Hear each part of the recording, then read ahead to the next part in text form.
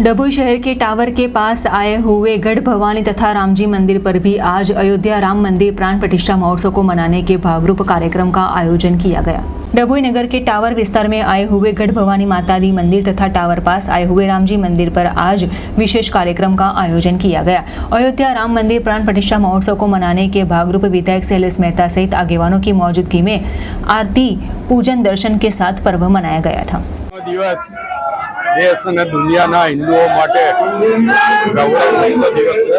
આજના અભિજીત શુભ મુહૂર્તમાં ભગવાન રામ અયોધ્યામાં રામ મંદિરમાં વિરાજમાન થયા છે, એમની પ્રતિષ્ઠા થઈ છે અને એ જ સમયે આજે આપ જોઈ શકો છો કે સમગ્ર ગર્ભાવતી નગરીમાં દરેક મંદિરો પર भगवान राम ने पूजा अर्चना करवामां आवी रही है। भगवान राम नो जयघोष करवामां आव्यो छे।